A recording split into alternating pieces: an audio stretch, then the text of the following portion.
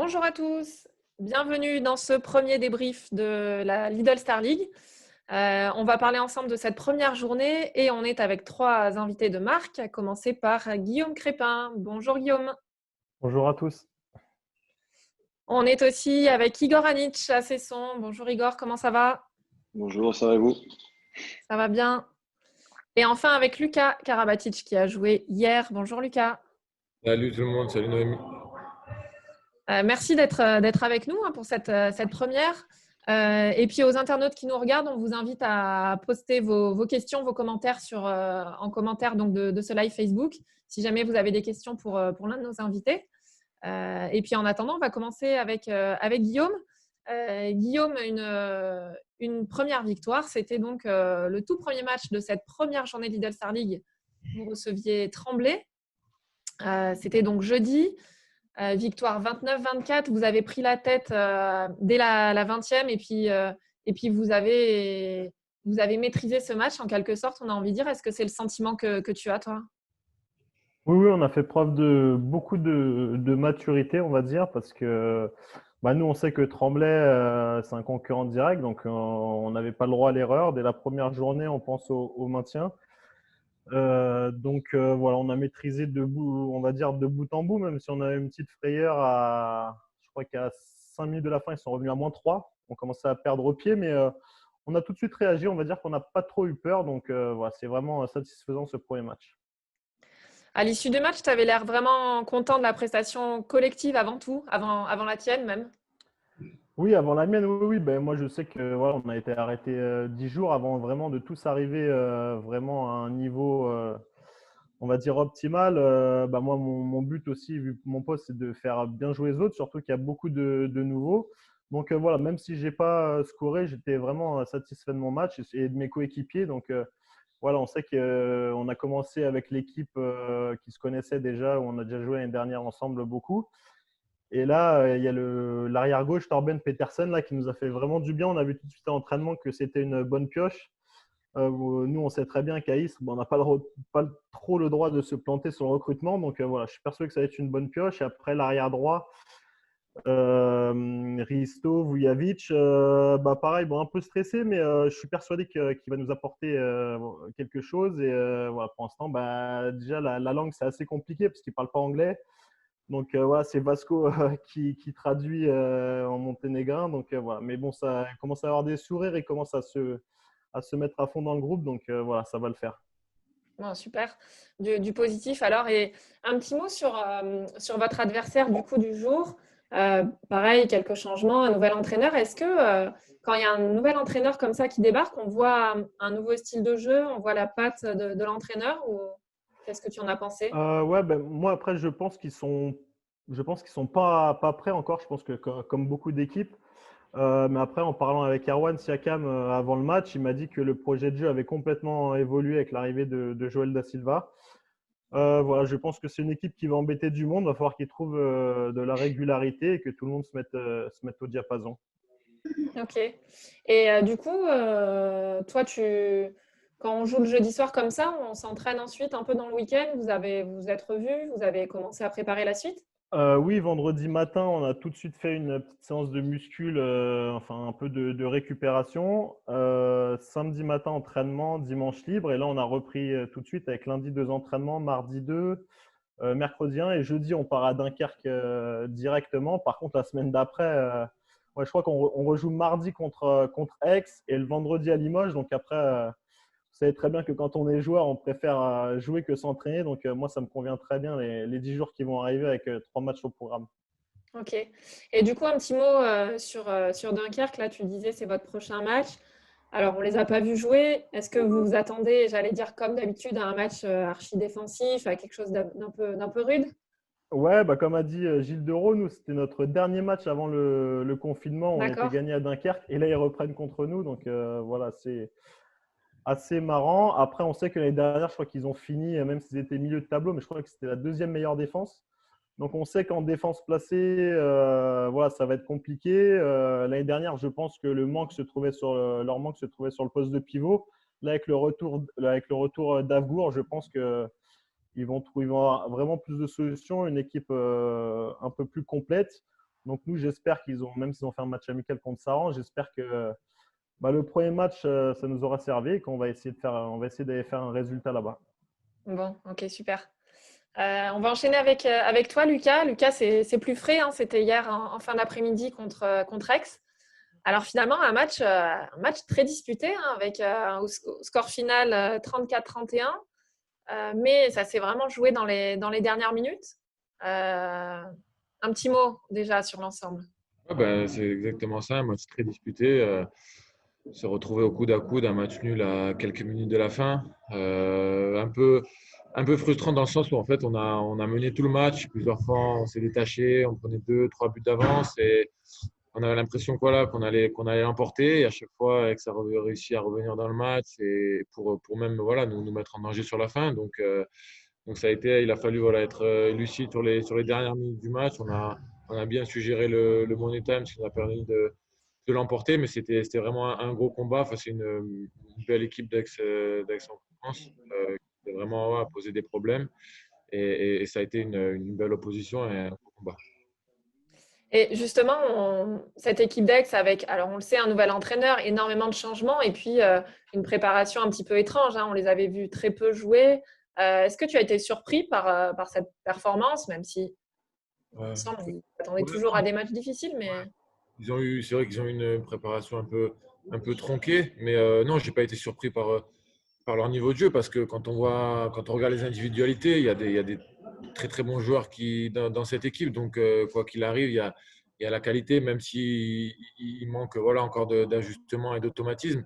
Mais voilà, ils ont fait venir un grand entraîneur et avec des joueurs de qualité déjà qui étaient là l'année dernière, il y a déjà une ossature et avec les nouveaux qui sont arrivés et qui ont l'air de s'intégrer assez rapidement, je trouve qu'ils sont déjà compétitifs et je pense qu'ils ils peuvent prétendre à de belles choses cette année. Alors, vous, de votre côté, 5 sur 5 pour toi, 8 buts pour ton frère Nicolas. On retrouve les Karabatic à leur meilleur niveau d'entrée de jeu, là, on a l'impression. Oui, c'est sûr que bon, de toute façon, on essaie d'apporter le maximum à chaque fois qu'on est sur le terrain.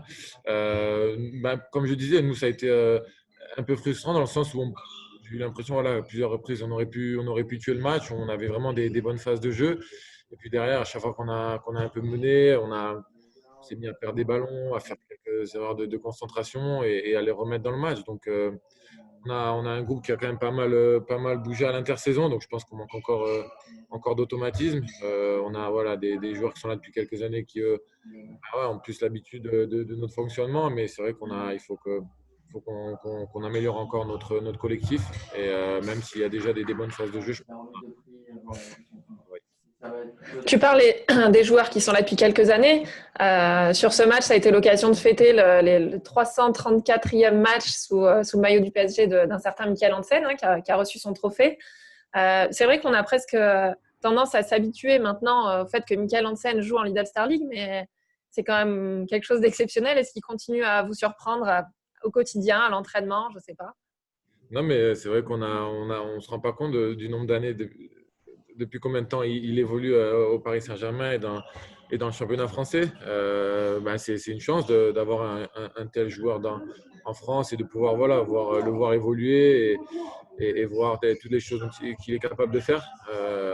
Et puis pour le Paris Saint-Germain, c'est quand même une étape, un joueur voilà, qui a joué autant de matchs comme ça. En plus, c'est un joueur étranger à la base, donc c'est vraiment c'est quelque chose de beau. J'espère qu'il va continuer à nous apporter parce qu'on sait l'importance qu'il a pour nous. Bien, alors toi, Lucas, pardon, ton programme, c'est direction Brest en Ligue des Champions, hein, très vite, hein, ça sera après-demain.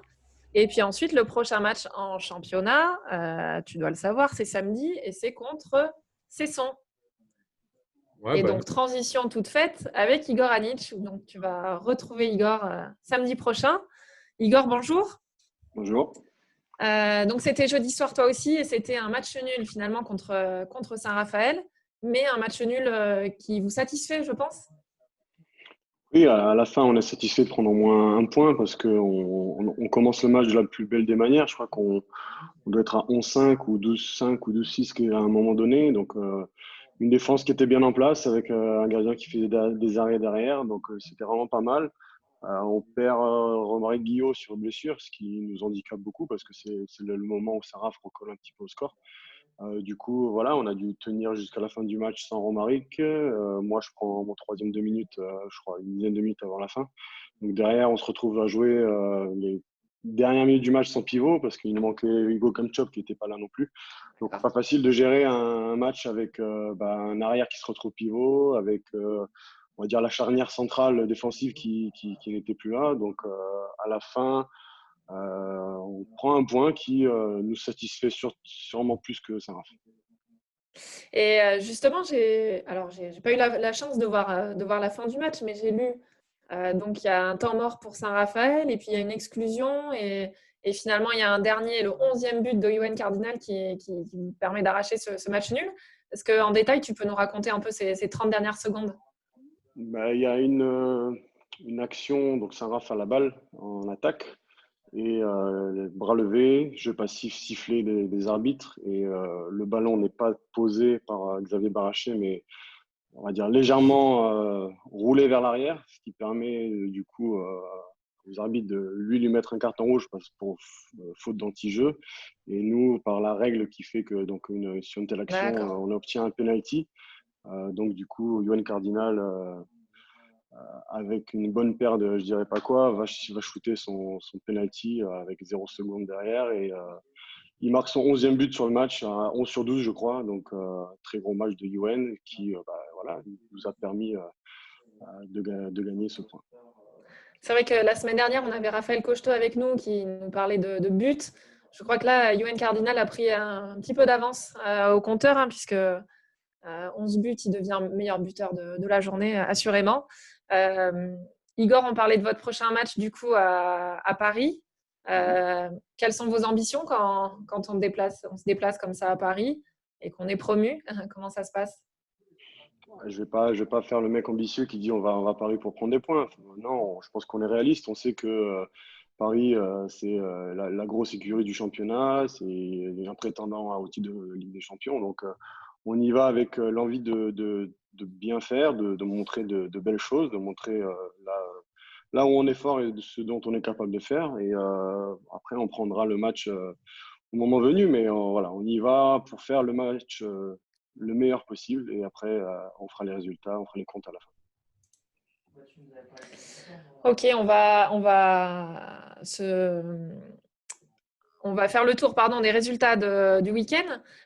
Déjà, est-ce que vous regardez un petit peu les autres matchs par curiosité, ou est-ce que vous laissez ça aux séances vidéo et trop de handball tuerait le handball? Est-ce que vous avez regardé quelques images, quelques résumés ou quelques lives?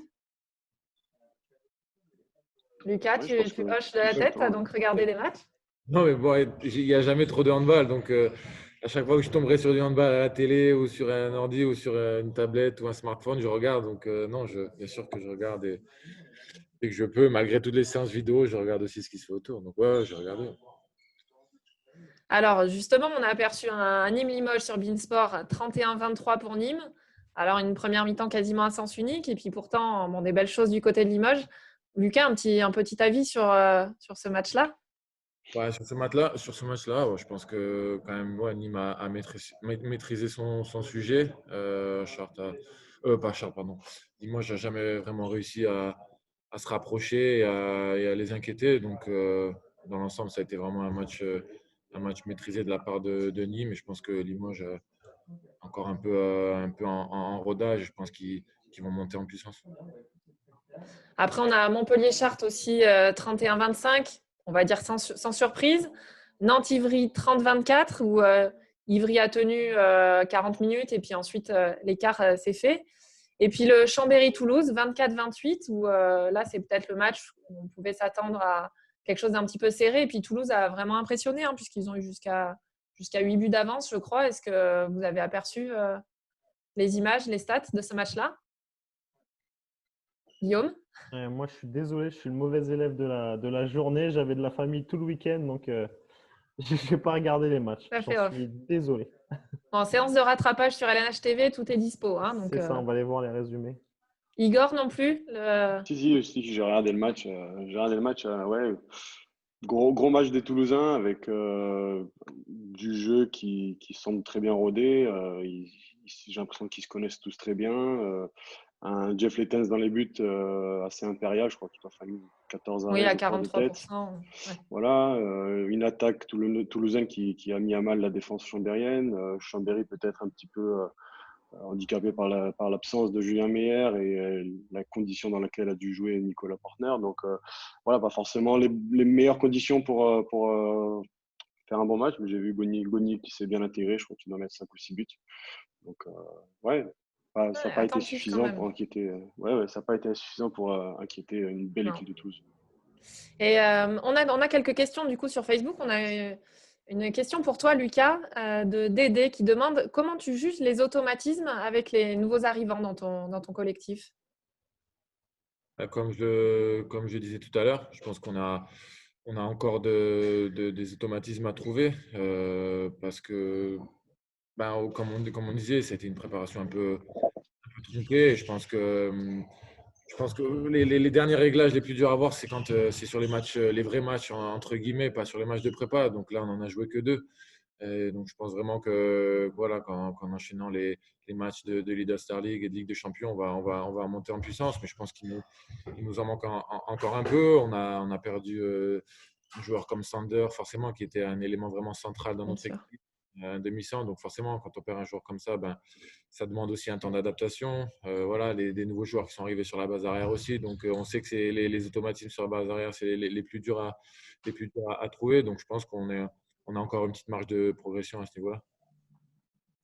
Très bien. Puis on a une autre question. Alors, je ne sais pas si vous avez aperçu quelques images de Roland Garros où on a donc ce tournoi du Grand Chelem qui se joue devant très peu de spectateurs et un Benoît Paire un petit peu désabusé de ça. Et donc on a Ronaldo qui vous demande, dans le contexte que l'on connaît, est-ce que la motivation reste la même et sinon, quels sont vos moyens pour trouver votre motivation, Guillaume? Bah moi, c'est vrai que j'ai un peu de, j'ai de plus en, pourtant, je suis un fan de sport en général, mais c'est vrai que le sport de haut niveau sans public, c'est quand même assez, j'ai envie de dire, pas pitoyable parce qu'on est obligé de faire avec en ce moment. J'espère Oui. que voilà, cette pandémie va s'atténuer au fur et à mesure, mais je peux comprendre certains joueurs. Moi aussi, j'aime jouer aussi quand il y a du public. J'aime faire chauffer la salle. Donc, c'est vrai que bah, chaque joueur de haut niveau a besoin de ça et c'est vrai que c'est pas pareil. Mais voilà, nous, au hand, déjà, je pense qu'on était tous ravis même avec une jauge un peu limitée, comme je disais, on était ravis de rejouer au handball. C'est notre travail, notre passion et j'espère que, voilà, que les gymnases seront pleins. Mais je sentais qu'après le match, il y avait des sourires des partenaires, des bénévoles, des supporters et je pense que tout le monde a envie d'aller voir du handball. Et on a une dernière question pour Igor, justement. Un mot sur la prestation de Tanguy Le Fur pour ses débuts en Lidl Star League. Question de Corentin. Bah, j'ai envie de dire, c'est un début un peu mitigé parce qu'il se rend compte que voilà, là, c'est plus la Pro League et qu'on est en première division et que les gardiens de première division sont un cran au-dessus, sans faire un jeu aux gardiens de Pro League. Mais voilà, je pense que c'est un jeune qui a beaucoup de potentiel, qui a beaucoup de qualité, mais qui ne doit pas se reposer sur ses lauriers, qui doit justement travailler, on va dire, l'aspect de la finition au shoot, ce qui lui a fait un petit peu défaut lors du match. Mais je me fais pas de soucis pour lui. C'est un travailleur, c'est un besogneux. Donc de ce côté-là, ça devrait aller. Très bien. Eh bien, écoutez, merci beaucoup. En tout cas, bravo pour cette première journée. On n'a pas de défaite, hein. Et puis, bonne semaine à tous. Bon voyage, Lucas, peut-être dès demain. Oui, demain matin, on part. Voilà. Et puis, on se retrouve bientôt et voilà, et que tout continue aussi bien. Merci à tous. Merci, Au Noémie. revoir. Merci, au revoir. Merci, au revoir.